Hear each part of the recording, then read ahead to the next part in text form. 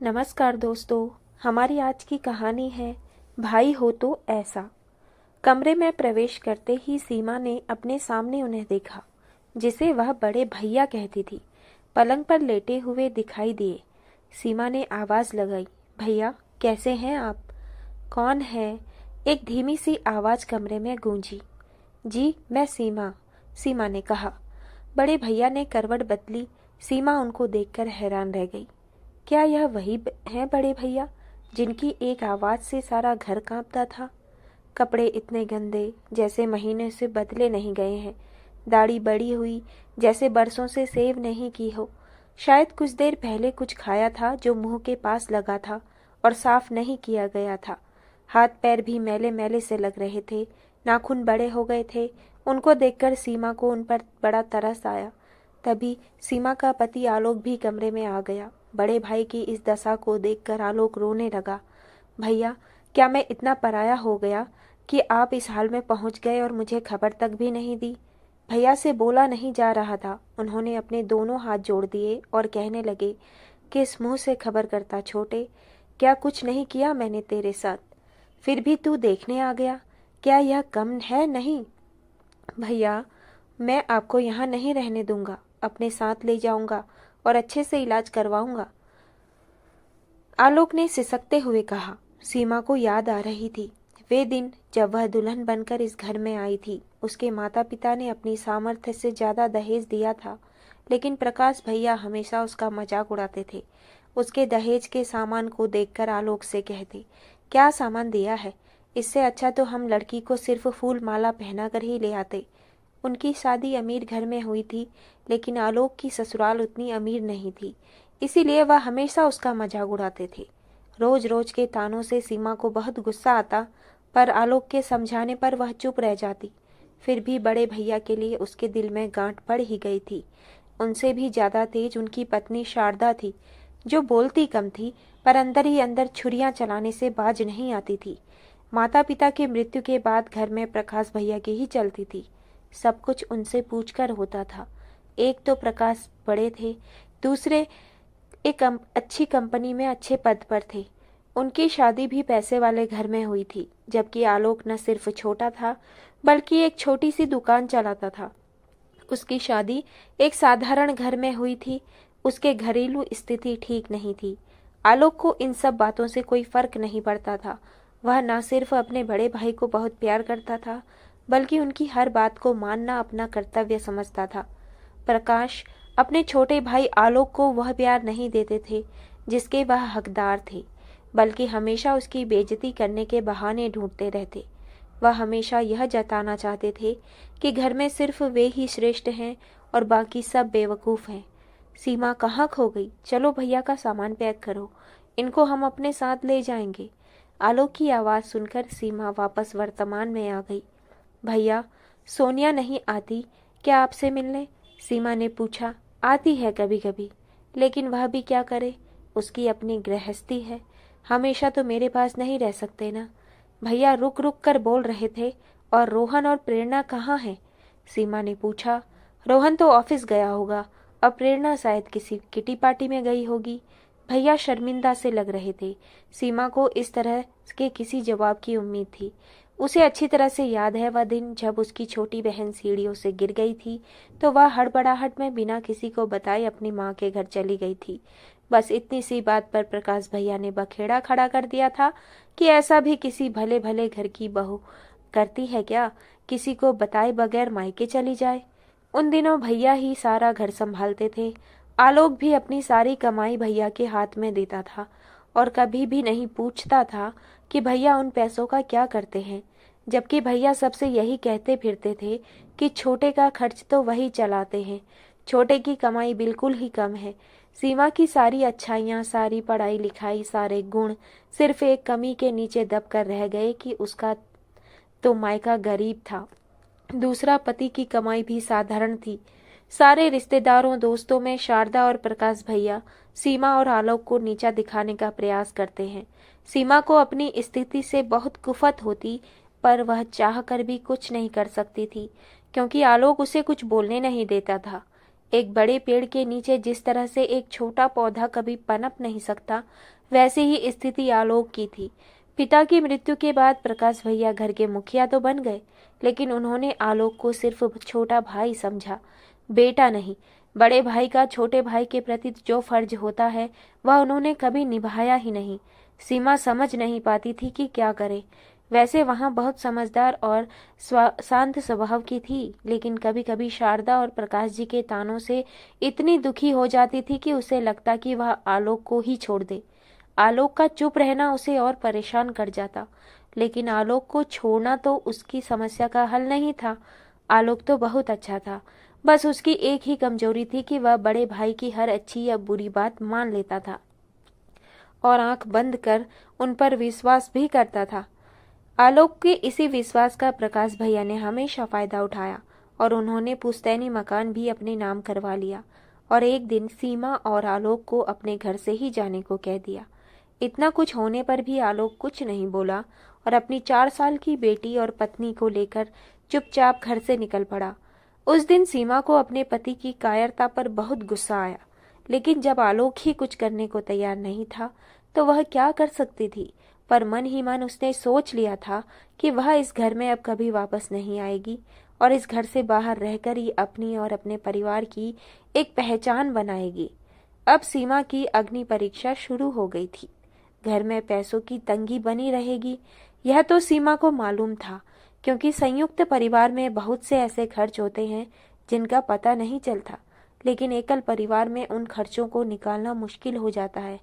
फिर भी सीमा ने हार नहीं मानी और झूठ का ही अपना एक समर्थ संसार बनाने में सुबह मुंह अंधेरे उठकर घर का कामकाज करती। उसके बाद कई बच्चों को घर पर बुलाकर ट्यूशन पढ़ाती और फिर आलोक के साथ दुकान पर चली जाती। सीमा के अंदर दुकान चलाने की गजब की क्षमता थी, जो शायद अभी तक उसके अंदर सुप्त पड़ी थी। उसने अपने मीठे व्यवहार, ईमानदारी और मेहनत से न सिर्फ अपनी दुकान को बढ़ाया, बल्कि आलोक का आत्मविश्वास बढ़ाने में भी उसका साथ दिया। बड़े भाई से अलग रहकर आलोक को भी एहसास हो गया था कि वह कितना बुद्धू था और बड़े भाई ने उसका कितना फायदा उठाया।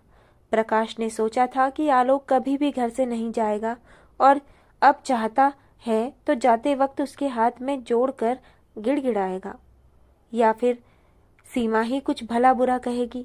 पर वह हैरान था कि दोनों ने कुछ भी नहीं कहा, बल्कि चुपचाप एक दूसरे का हाथ पकड़कर घर से चले गए थे। वैसे भी आलोक से चिढ़ते थे कि उसकी पत्नी हमेशा उसका कहना मानती थी, जबकि वह समर्थक भी नहीं था।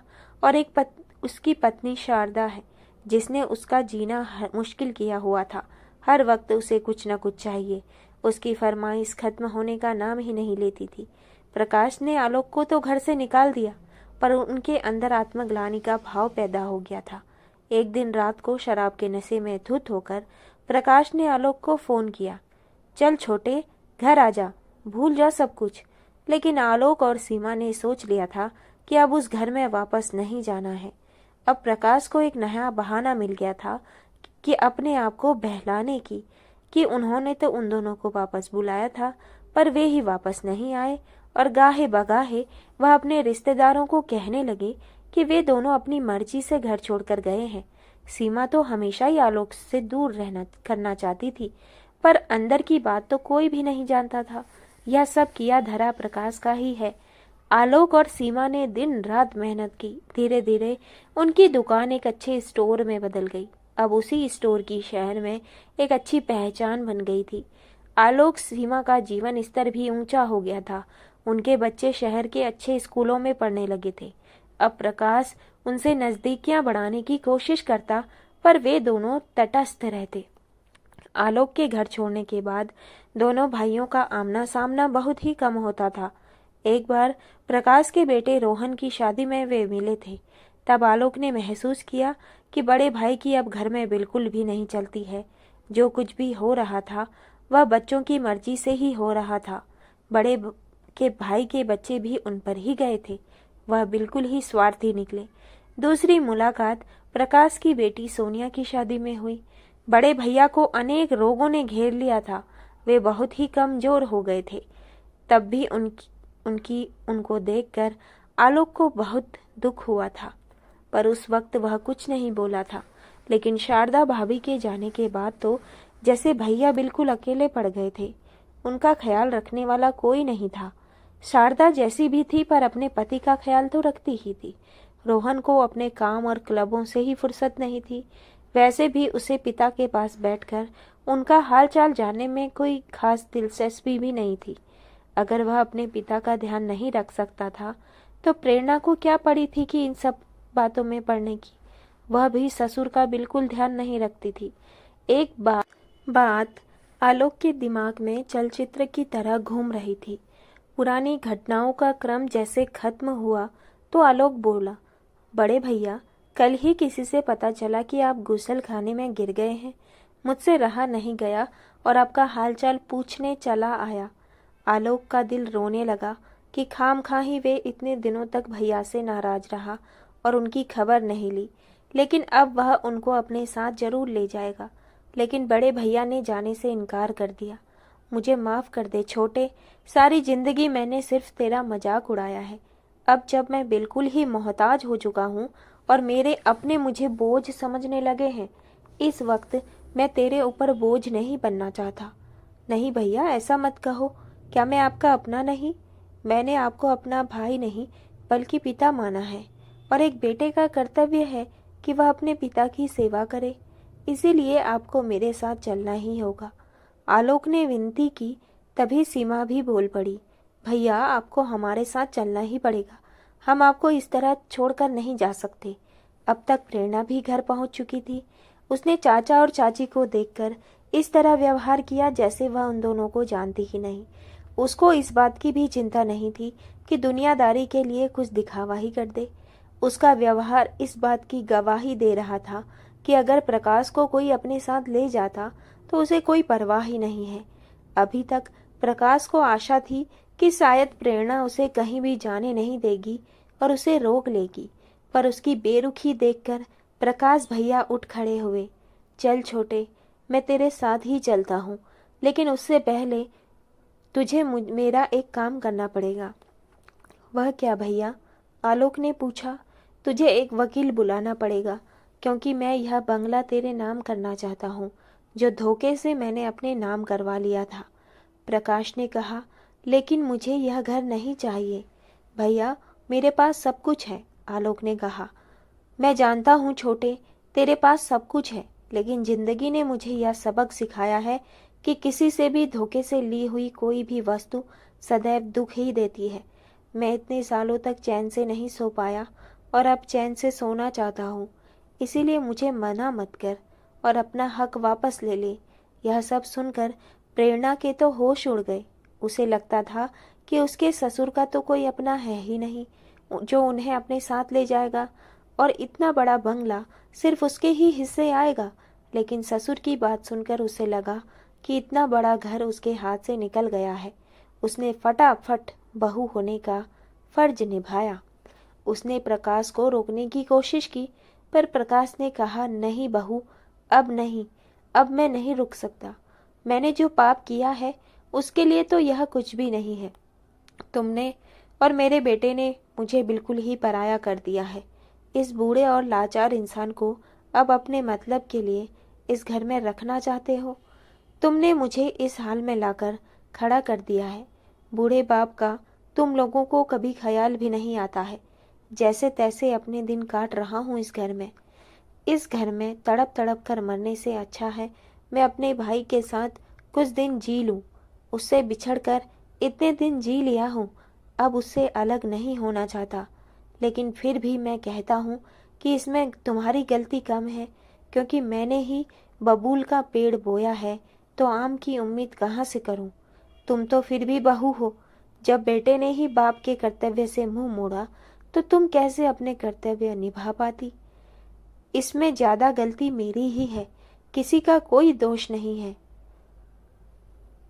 प्रेरणा अपने ससुर की बातें चुपचाप सुनती रही। उसकी नजरें झुक गई। सीमा और आलोक प्रकाश की बातें सुनकर भावुक हो गए। आलोक ने प्रकाश को गले लगाया और कुछ देर बाद सीमा और आलोक प्रकाश को लेकर अपने घर जा रहे थे और प्रेरणा पछता रही थी कि उसने अपने ससुर को रोका नहीं। जिनके जाने से इतना बड़ा घर हाथ से निकल गया। लेकिन अब पछताने से भी कुछ हाथ नहीं लगने वाला था। वह मन ही मन सोच रही थी कि काश अपने ससुर को मान सम्मान दिया होता, उनका थोड़ा भी ख्याल रखा होता तो आज पछताना न पड़ता। प्रकाश, सीमा और आलोक के घर जाकर उनके साथ रहे तो 2 दिन में उनकी सेहत में भी काफ़ी सुधार आ गया। आलोक और सीमा पूरे मन से प्रकाश की हर तरह से सेवा कर रहे थे। जितने दिन दोनों भाई बिछड़ कर रहे, अब सभी तीनों की कमी पूरी करने में लगे रहते थे और आलोक भी अपने बड़े भाई को देख देख कर जीता। प्रेरणा और रोहन से वह बंगला ले लिया गया, जिससे उन्हें किराए के घर में रहना पड़ा। रोहन अपने पिता के पास कई बार गया, परंतु प्रकाश ने उसकी एक नहीं मानी। उनका छोटा भाई ही अब उनका बेटा था, जिसने दिन में उन्हें वह सारे सुख दे डाले जो एक संतान को देने चाहिए थे। रोहन और प्रेरणा हमेशा इस अग्नि में जलते रहे। तो दोस्तों, यह थी आज की कहानी। आपको कैसी लगी कमेंट करके ज़रूर से बताइएगा। मिलते हैं अगली कहानी में, तब तक के लिए धन्यवाद। चैनल पर नए हैं तो सब्सक्राइब ज़रूर से कर दीजिएगा।